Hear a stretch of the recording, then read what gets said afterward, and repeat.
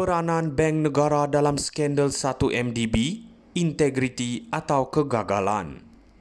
Assalamualaikum dan salam sejahtera rakyat Malaysia. Hari ini saya akan mengulas mengenai perkembangan perbicaraan kes Najib Razak yang semakin kompleks dengan pelbagai dakwaan terhadap integriti Bank Negara Malaysia BNM dan bekas gabernernya Zeti Akhtar Aziz. Peguam Utama Najib Tan Sri Muhammad Shafie Abdullah mendakwa bahawa Bank Negara gagal memberi amaran awal tentang transaksi mencurigakan yang melibatkan pemindahan 700 juta US dollar dana 1MDB. Bank Negara gagal berfungsi sebagai benteng kewangan. Peguam Najib berpendapat bahawa sebagai institusi kewangan tertinggi negara, BNM seharusnya menjadi benteng terakhir dalam memastikan integriti kewangan negara. Dalam kes ini, Najib didakwa bergantung sepenuhnya kepada BNM untuk memantau dan memberi amaran jika terdapat tanda-tanda salah laku kewangan. Namun sebaliknya berlaku apabila wang 700 juta US dollar dipindahkan ke syarikat Goodstar Limited yang dikaitkan dengan Jolo tanpa sebarang halangan daripada BNM. Shafie turut menegaskan bahawa pihak Bank Pusat seharusnya meneliti perkara ini dengan lebih mendalam sebelum memberikan kelulusan. Namun, BNM didakwa memberi lampu hijau dalam beberapa minit sahaja selepas dihubungi oleh CEO 1MDB ketika itu, Shahrul Azral. Kegagalan ini menurut pembelaan menyebabkan Najib tidak dapat mengesan sebarang salah laku pada masa itu. Selain itu, hampir separuh daripada saksi yang dikemukakan oleh pihak pendakwaan dianggap tidak boleh dipercayai oleh pasukan peguam Najib. Mereka mendakwa bahawa saksi-saksi seperti Shahrul Azral dan Muhammad Azim hanya bertindak sebagai boneka kepada Jolo, tanpa menyiasat secara bebas peranan sebenar mereka dalam pengurusan 1MDB. Peguam Najib turut mengemukakan hujah bahawa keterangan mereka bercanggah dan motif mereka untuk bekerjasama dengan Jolo menjadikan mereka tidak boleh dipercayai. Salah satu contoh yang dibangkitkan adalah dakwaan bahawa Muhammad Hazim yang menyertai 1MDB didakwa atas desakan. Namun kenaikan gajinya daripada RM38,000 kepada RM65,000 mempersoalkan naratif ini.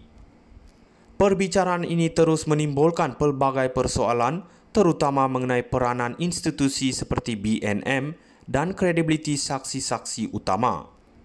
Adakah benar BNM dan bekas gabernernya gagal dalam menjalankan tanggungjawab mereka sebagai pegawal selia kewangan negara? Atau adakah kes ini semata-mata percubaan untuk menangkis tanggungjawab Najib?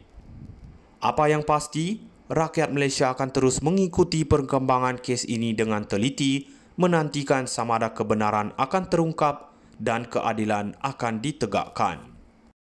Peranan bank negara dalam skandal 1MDB, integriti atau kegagalan. Assalamualaikum dan salam sejahtera rakyat Malaysia. Hari ini saya akan mengulas mengenai perkembangan perbicaraan kes Najib Razak yang semakin kompleks dengan pelbagai dakwaan terhadap integriti Bank Negara Malaysia BNM dan bekas gabernernya Zeti Akhtar Aziz. Peguam Utama Najib Tan Sri Muhammad Shafie Abdullah mendakwa bahawa Bank Negara gagal memberi amaran awal tentang transaksi mencurigakan yang melibatkan pemindahan 700 juta US dollar dana 1MDB. Bank Negara gagal berfungsi sebagai benteng kewangan. Peguam Najib berpendapat bahawa sebagai institusi kewangan tertinggi negara, BNM seharusnya menjadi benteng terakhir dalam memastikan integriti kewangan negara.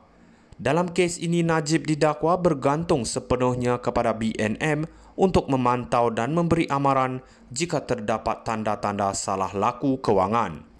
Namun sebaliknya berlaku apabila wang 700 juta US dollar dipindahkan ke syarikat Goodstar Limited yang dikaitkan dengan Jolo tanpa sebarang halangan daripada BNM.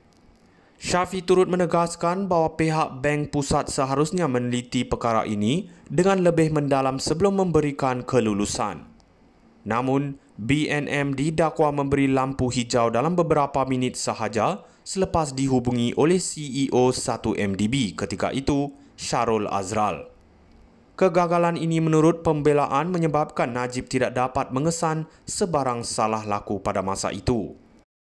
Selain itu, hampir separuh daripada saksi yang dikemukakan oleh pihak pendakwaan dianggap tidak boleh dipercayai oleh pasukan peguam Najib.